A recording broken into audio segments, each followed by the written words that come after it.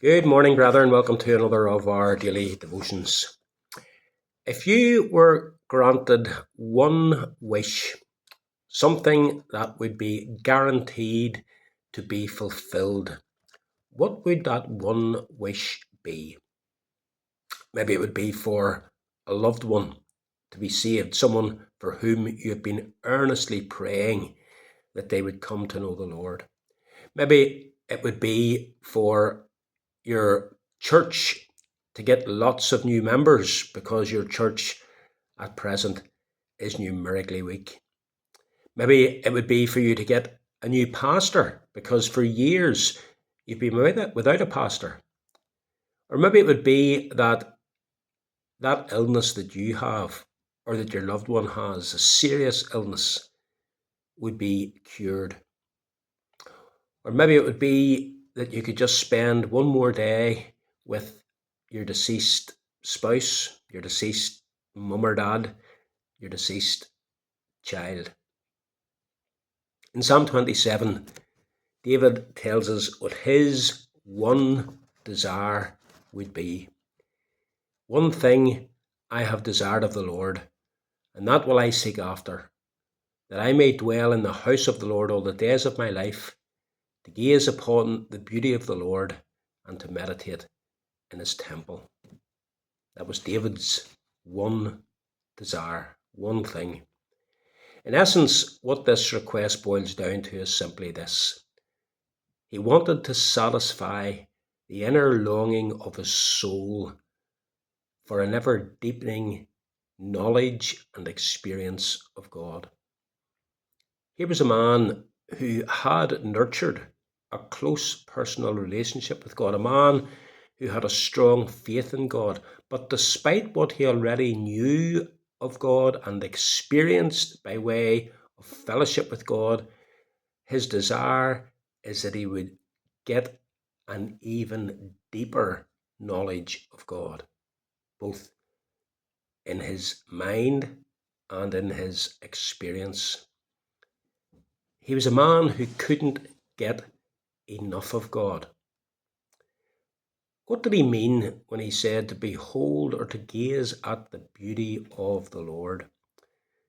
Well, surely among some of the things that means, it must mean that he wanted to reflect upon the wonderful character of his God and to come to know God better and better.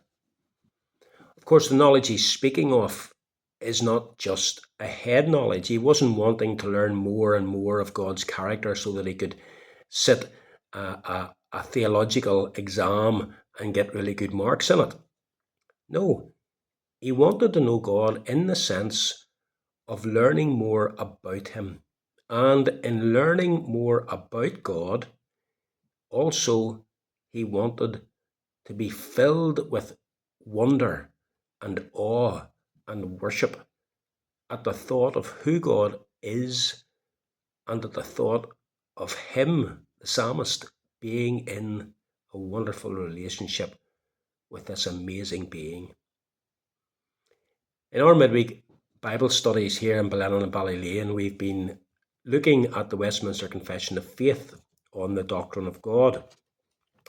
And I have to confess that I have been awestruck by the things that we have been both learning and also reminding ourselves of in relation to the doctrine of God. God is an awesome being. It would be well worth reading the second chapter of the Westminster Confession as part of your devotions, but let me just read paragraph 1 to you. There is but only one living and true God. Listen to this, and how can our minds begin to comprehend this?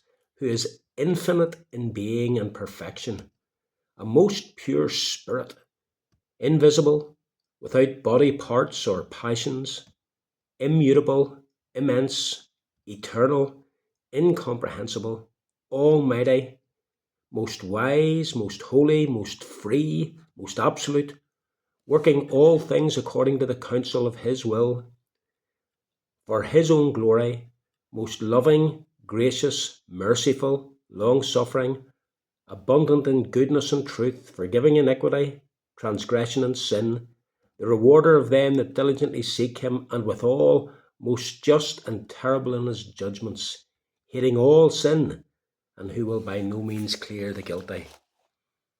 Having spent weeks looking at those different aspects of God, we were filled with awe at the thought of this great being. We were truly lost in wonder, love, and praise.